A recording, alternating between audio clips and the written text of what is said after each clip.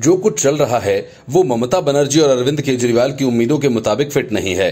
ममता बनर्जी चाहती हैं कि कांग्रेस लेफ्ट का साथ छोड़कर उनके साथ आ जाए, लेकिन कांग्रेस इसके लिए तैयार नहीं है। कांग्रेस ने अपनी तरफ से साफ कर दिया है कि बंगाल में टीएमसी के साथ कोई समझौता नहीं होगा। ठीक वैसे ही दिल्ली और पंजाब में केजरीवाल के साथ कांग्रेस कोई समझौता नहीं करने जा रही। ऐसे में ममता बनर्जी और अरविंद केजरीवाल का गठबंधन में टिके रहना मुश्किल होगा। यही वजह है कि सौरभ भारद्वाज ने कह दिया कि गठबंधन का एकजुट रहना मुश्किल है, क्योंकि गठबंधन में शामिल दल केरल, पंजाब, बंगाल समेत कई राज्यों में सीट शेयरिंग फॉर्मूला लागू होने के मूड में नहीं है। हालांकि इसको लेकर आधिकारिक तौर पर पार्टियों की ओर से कुछ नहीं कहा गया। खबरें थीं कि गठबंधन के दल लोकसभा चुनाव 2024 में हर सीट पर साझा उम्मीदवार उतारने पर सहमत हुए हैं। सूत्रों का कहना है कि विपक्षी दलों ने यह फैसला किया है। ऐसे राज्यों में जहां एनडीए की पार्टियां कमजोर हैं या विपक्ष के उम्मीदवार को हराने में सक्षम नहीं, वहां गठबंधन का सीट शेयरिंग फॉर्मूला लागू नहीं होगा। अगर ऐसा होता है तो दल कुछ राज्यों में हर सीट पर अपना अपना उम्मीदवार खड़ा कर सकते हैं। कहा जा रहा है कि इसका मकसद एनडीए के दलों को विपक्षी पार्टी बनने से रोकना है। लेफ्ट शासित केरल में कांग्रेस मुख्य विपक्षी दल है, साथ ही यहां किसी तीसरे दल की एंट्री बेहद मुश्किल है। आम आदमी पार्टी शासित पंजाब में कांग्रेस की स्थिति काफी मजबूत है। माना जा रहा है कि पंजाब में आप और कांग्रेस के बीच समझौता होने के आसार कम हैं। पश्चिम बंगाल में भी कांग्रेस और वाम दल साथ काम करेंगे, लेकिन इस बात की संभावनाएं कम ही हैं कि दोनों दल तृणमूल कांग्रेस के साथ रहें। हालांकि यहां विपक्षी दलों के बीच अनौपचारिक सहमति बनी रह सकती है। खबर है कि विपक्षी गठबंधन की चर्चाओं में मुख्य रूप से गुजरात, महाराष्ट्र, उत्तर प्रदेश, बिहार, झारखंड, तमिलनाडु और जम्मू कश्मीर शामिल होंगे। हाल ही में महाराष्ट्र की राजधानी मुंबई में गठबंधन की बैठक हुई थी, जिसमें 28 दलों के 60 से ज्यादा नेताओं ने शिरकत की थी। संभावनाएं जताई जा रही थीं कि भारतीय जनता पार्टी लगातार दक्षिण भारतीय राज्यों में विस्तार की कोशिश कर रही है।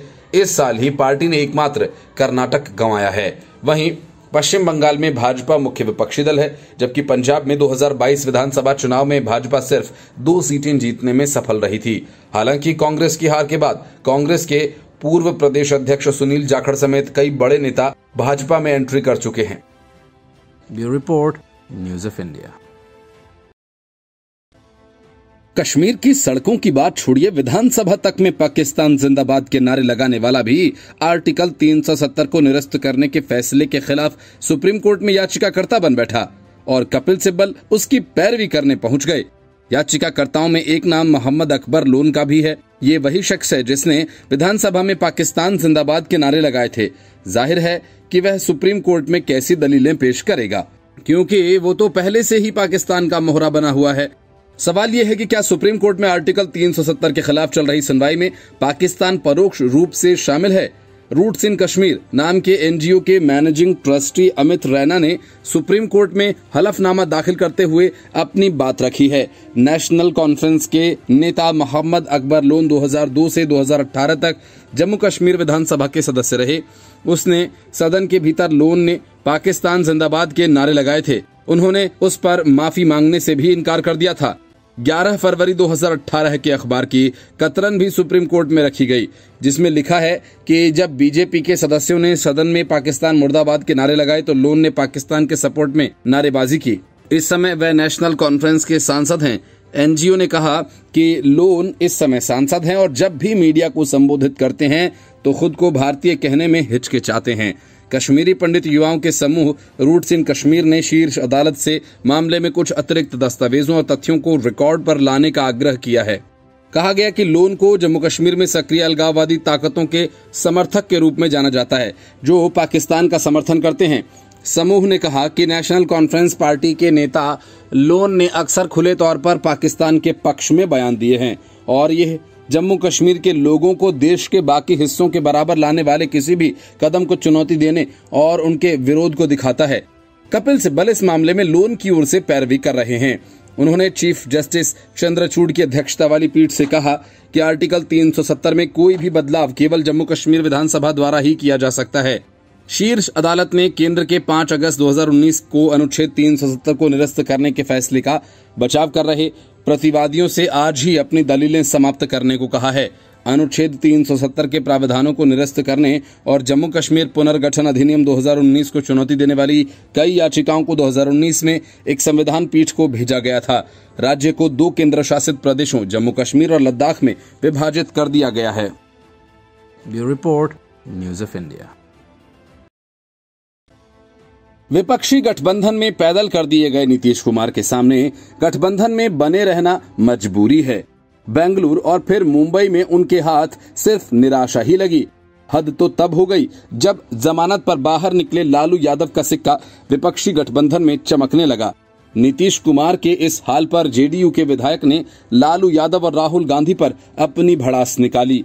जेडीयू के विधायक गोपाल मंडल ने लालू यादव पर निशाना साधते हुए कहा कि उनका दिमाग सठिया गया है। जेडीयू विधायक ने कहा कि पटना में इंडिया गठबंधन की बैठक के दौरान लालू यादव ने कहा था कि उन्हें सोनिया गांधी ने कहा है कि राहुल गांधी उनकी बात नहीं मानते। इसके बाद लालू यादव ने राहुल गांधी से जल्दी दूल्हा बनने की अपील की और कहा कि वे लोग बाराती जाएंगे। इस बात का भी देश में खूब हंसी हसारत हुआ। गोपाल मंडल ने लालू यादव और राहुल गांधी के मीट बनाने के मामले पर कहा कि लालू यादव बूढ़े हो गए हैं, उनकी किडनी भी ट्रांसप्लांट हो चुकी है, अब क्या वे मीट खाएंगे? उनका दिमाग पूरी तरह से सठिया गया है, वह कुछ भी बोलेंगे और लोग सुनेंगे, ये नहीं हो सकता। वहीं विधायक ने मुख्यमंत्री नीतीश कुमार के प्रधानमंत्री बनने के सवाल पर कहा कि नीतीश कुमार ने ही इस गठबंधन की अगुवाई की है और नीतीश कुमार ईमानदार छवि के नेता हैं जो पूरा देश जानता है। उन्हें वह भी प्रधानमंत्री बनते देखना चाहते हैं। राहुल गांधी के प्रधानमंत्री बनने के सवाल पर उन्होंने कहा कि कांग्रेस की महंगाई के दौर को देखते हुए ही जनता ने कांग्रेस को गद्दी से उतारा था, लेकिन बीजेपी उससे भी ज्यादा महंगाई ले आई है। उन्होंने कहा कि देश की जनता राहुल गांधी को स्वीकार नहीं करेगी। जदयू विधायक के बयान पर कांग्रेस विधायक अजीत शर्मा ने कड़ी आपत्ति जाहिर की। उन्होंने कहा कि लालू प्रसाद यादव देश के सम्मानित नेता हैं और गठबंधन में रहकर किसी विधायक को इस तरह का बयान देना कहीं से भी उचित नहीं है। हालांकि गोपाल मंडल के विवादित बयान पर सियासत गर्मा गई है। बीजेपी को बैठे बिठाए लालू प्रसाद और नीतीश कुमार पर निशाना साधने का एक और मौका मिल गया। आरजेडी और जेडीयू के नेता गोपाल मंडल के बयान को गंभीरता से नहीं लेने की बात कहकर पल्ला झाड़ रहे हैं। Report, news of India. Tamil Nadu के मुख्यमंत्री एमके स्टालिन के बेटे और मंत्री उदयनिधि के सनातन धर्म को लेकर दिए गए विवादित बयान के बाद सियासी बवाल जारी है।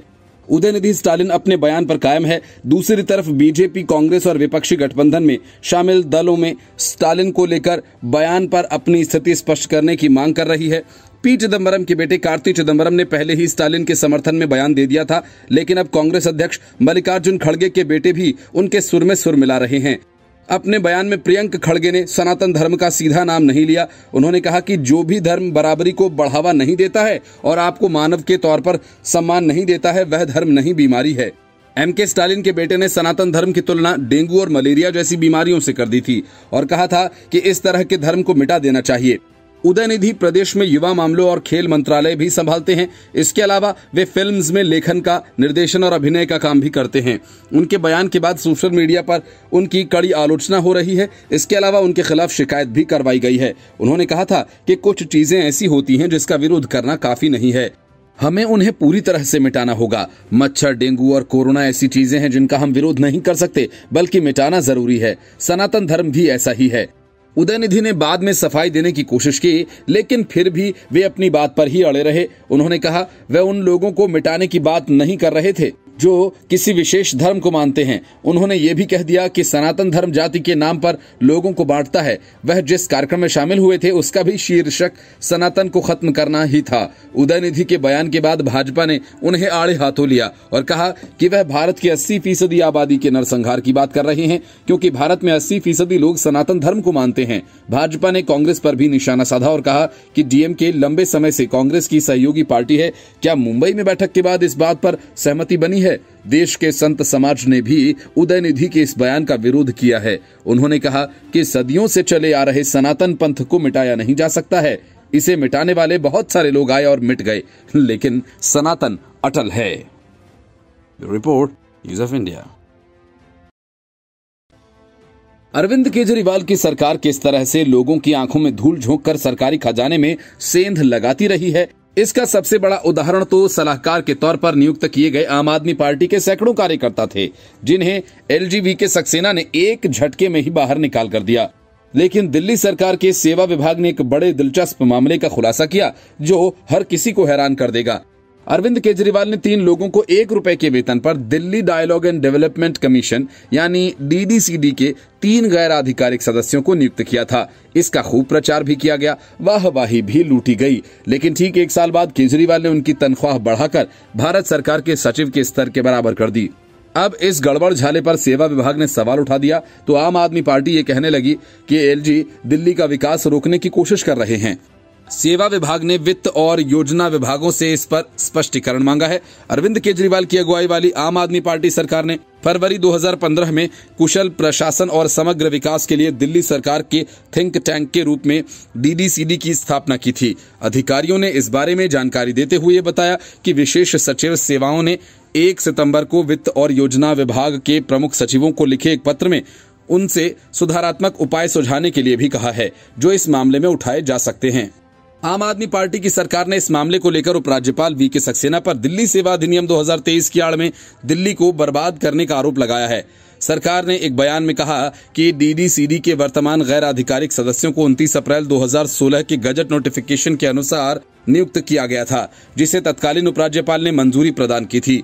सेवा विभाग के पत्र में जिन नामों का उल्लेख है उसमें DDCD के 3 गैर आधिकारिक सदस्य गोपाल मोहन और अश्वथी मुरलीधरन और मुख्यमंत्री अरविंद केजरीवाल के करीबी सहयोगी विजया चंद्रबुप्पुथुरी थे। पत्र में कहा गया है कि मोहन और मुरलीधरन को भारत सरकार के एक सचिव के बराबर 3,80,250 रुपए का सकल मासिक वेतन मिलता था और बुप्पुथुरी को 3,19,500 रुपए प्रतिमाह का भुगतान किया जाता था। DDCD की स्थापना कुशल प्रशासन और समग्र विकास के लिए दिल्ली सरकार के थिंक टैंक के रूप में फरवरी 2015 में की गई थी।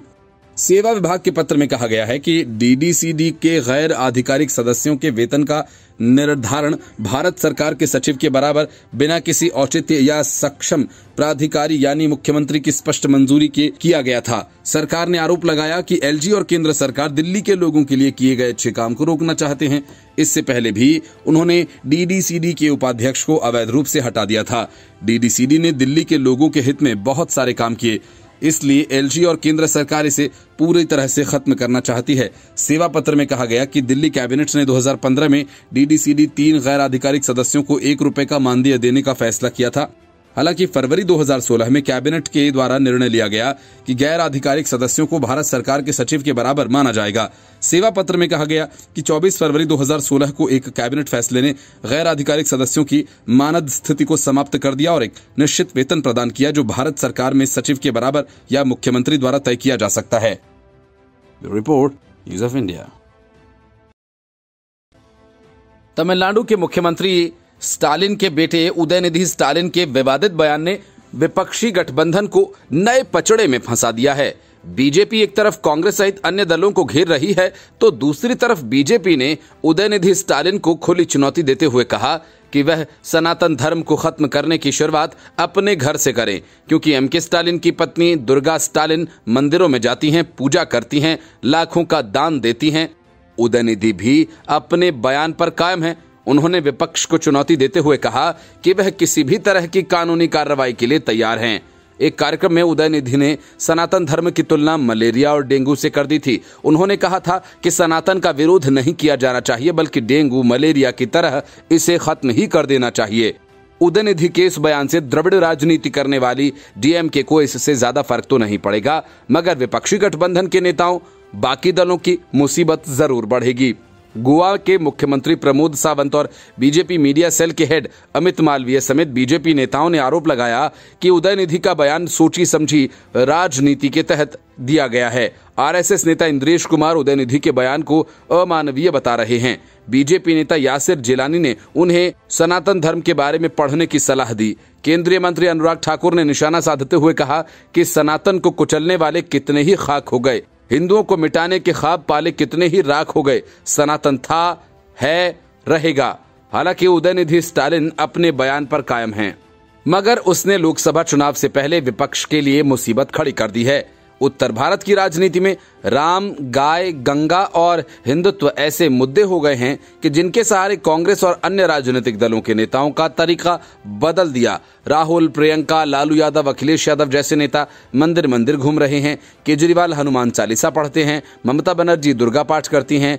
ये नेता उदयनिधि के बयान से बुरी तरह से घिर गए हैं। माना यह जा रहा है कि बीजेपी बयान को चुनावों में घेरेगी और विपक्षी गठबंधन को घेरेगी। इस बीच भाजपा ने उदयनिधि के परिवार की आस्था का ही जिक्र करते हुए उन्हें चैलेंज किया है। तमिलनाडु भाजपा के अध्यक्ष अन्नामलाई ने कहा कि मैं उदयनिधि स्टालिन को चुनौती देता हूं कि वे पहले अपनी मां को ही मंदिर जाने से रोक कर दिखाएं।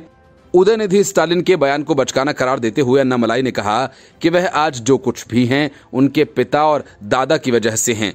बीजेपी के स्टेट चीफ ने कहा कि सनातन धर्म सदा से चला आया है और शाश्वत है। इसे तो मुगल, ईस्ट इंडिया कंपनी और यहां तक कि मिशनरीज भी छू नहीं पाए।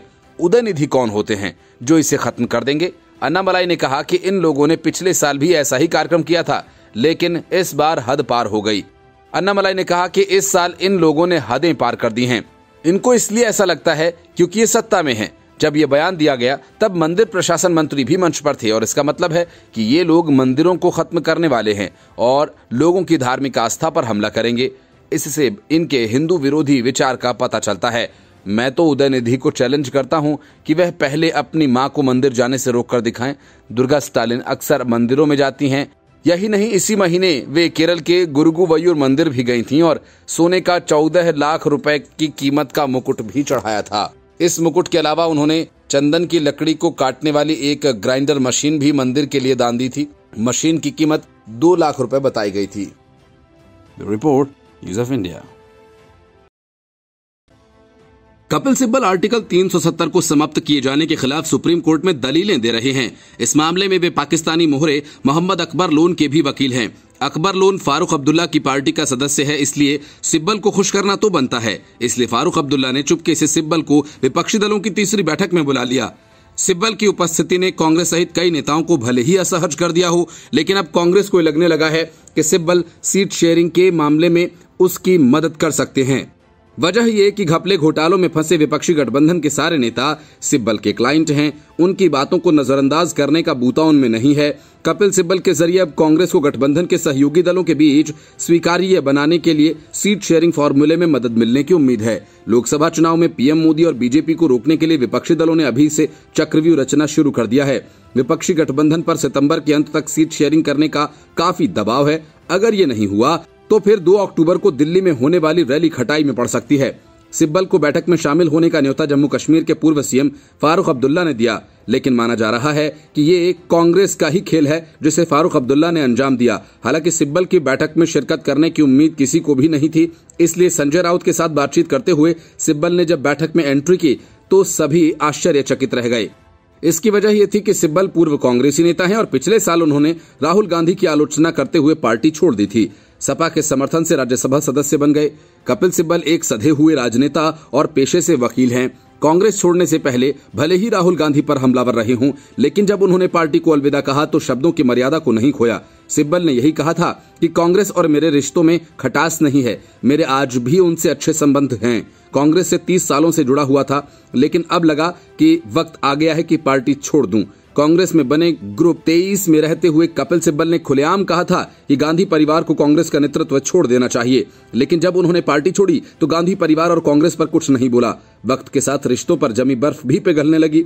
सिब्बल ने मुंबई की बैठक में पिछली विपक्षी रणनीति पर मंथन किया, जहां सीट शेयरिंग फॉर्मूले पर भी चर्चा हुई।